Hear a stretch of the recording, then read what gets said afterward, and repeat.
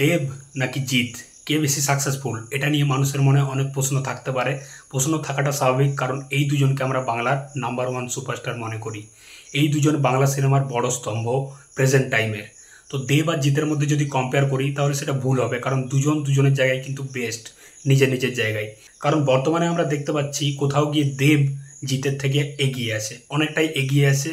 এটা কিন্তু আমাদেরকে মানতে হবে। আমি কারোকে ছোট করছি না, আমি জিতকে ছোট করছি না বা দেবকে ছোট করছি না, বা কারোকে আমি বড় হচ্ছি না। আমি তো একটা জিনিস লক্ষ্য করেছি যে করোনা মানে প্যান্ডামিকের পর থেকে যেসব সিনেমাগুলো এসছে দেবের বা জিতের, দেব কিন্তু একটা আলাদা স্ট্র্যাটেজি খেলেছে সিনেমাগুলোর মধ্যে। সেই সিনেমাগুলো কিন্তু প্রত্যেকটাই সুপারহিট ব্লকবাস্টার হিট হয়েছে। দেবের প্যান্ডামিকের পর থেকে যতগুলো সিনেমা এসছে, গোলন্দাজ, সাঁঝবাতি, টনিক, প্রজাপতি, প্রত্যেকটা সিনেমা কিন্তু সুপারহিট ব্লকবাস্টার আছেই। সেই দিক থেকে জিতের কিন্তু এতটা সাকসেসফুল সিনেমা নেই। হয়তো খুব জোর হলে চেঙ্গিসটা হিট হয়েছে বা রাবণটা হিট হয়েছে, তারপর থেকে কিন্তু যতগুলো সিনেমা করেছে বক্স অফিসে ফেল করেছে, এটা আমাদেরকে মানতেই হয়। তো এই দেব আর জিতের কম্পারিজনের মধ্যে প্রমোশন করাটা একটা মেন ফ্যাক্টর। সিনেমার প্রমোশনের দিক থেকে কিন্তু দেব অনেকটা এগিয়ে জিতের থেকে। দেবের একটা সিনেমা যদি আসে, সেই সিনেমা 2 মাস 3 মাস আগের থেকে প্রমোশন শুরু হয়ে যায়।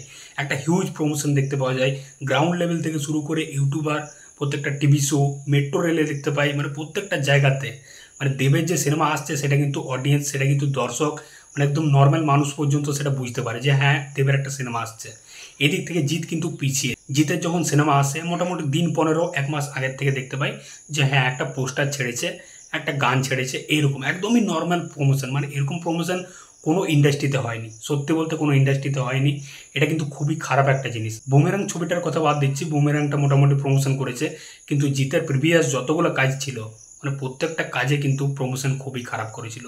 চেঙ্গিস সিনেমাটা প্যান ইন্ডিয়া রিলিজ করেছিল, তাই মুম্বাইয়ে গেছিলো, প্রমোশন করেছিল ঠিকঠাক, কিন্তু বাকি যেসব কাজগুলো সেগুলো তার প্রমোশনের দিক থেকে কিন্তু জিৎ অনেকটাই পিছিয়ে। এই জিনিসটা খুবই খারাপ লাগে, এটা কিন্তু চেঞ্জ করতে হবে। জিতের প্রমোশনটা খুব বেশি করতে হবে। এবং আমরা বাংলা সিনেমার ক্ষেত্রে দেখতে পাচ্ছি অডিয়েন্স মুখ ফিরিয়ে নিয়েছে কিছু কিছু ছবির দিক থেকে। তো সেই সব অডিয়েন্সকে টানার জন্য বিশেষ করে একটা প্রমোশন খুবই দরকার, যে মানুষকে জানানো যে সিনেমাটা আসছে, এটা খুবই দরকারি। সেদিক থেকে জিতকে এইটা চেঞ্জ করতে হবে। আর নাম্বার 2 হচ্ছে ওকেশনের সিনেমা রিলিজ করা।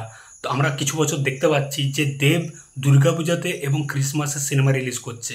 এই দুটো ওকেশনে বাংলা অডিয়েন্স, একটা হিউজ অডিয়েন্স কিন্তু সিনেমা হলে সিনেমা দেখতে যায়।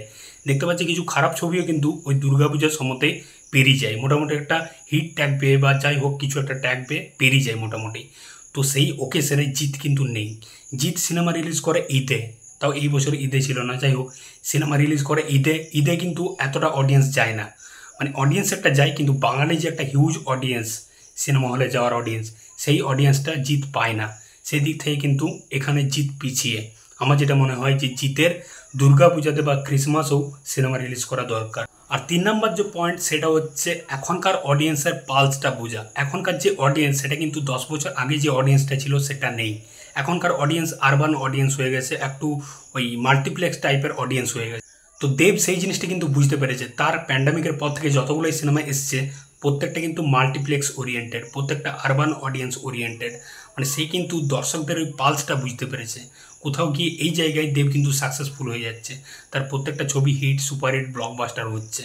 টনিক, প্রজাপতি তো একটা হিউজ ব্লকবাস্টার। যাই হোক সেই দিক থেকে জিৎ কিন্তু ওই পালসটা বুঝতে পারছে না। জিৎ সেই পুরনো কমার্শিয়াল জোনেই আছে, এবং জিৎ প্রত্যেকটা ইন্টারভিউতে বলে যে কমার্শিয়াল জোনটা আমার ফেভারিট। কিন্তু অডিয়েন্সের দিক থেকে দেখতে গেলে অডিয়েন্স কিন্তু কমার্শিয়াল সিনেমাটাকে এখন অ্যাকসেপ্ট করছে না। কোথাও গিয়ে অডিয়েন্স কমার্শিয়াল সিনেমার থেকে অনেকটা দূরে চলে গেছে। তো এই জায়গায় একটা মাল্টিপ্লেক্সের যদি সিনেমা আসে জিতের, যেমন বুমেরাং সিনেমাটা একটা মাল্টিপ্লেক্স, একটা আরবান অডিয়েন্সও সিনেমাটা কিন্তু দেখেছে। তার জন্য সিনেমাটা কোথাও গিয়ে মাল্টিপ্লেক্সও একটা ভালো কালেকশন করেছে, একটা হিউজ রেসপন্স পেয়েছে। তো সেই দিক থেকে যদি মোটামুটি একটা ব্যালেন্স করে সিনেমাটা রিলিজ করে জিৎ, সিনেমা বানাই, তাহলে ভালো হয়। তো এই ছিল দেব আর জিতের মধ্যে একটা কম্পারিজন, একটা সাকসেসফুল ফর্মুলার একটা কম্পারিজন। আমি কারোকে ছোট করিনি, দেবকে না জিতকে কারোকে বড় করিনি।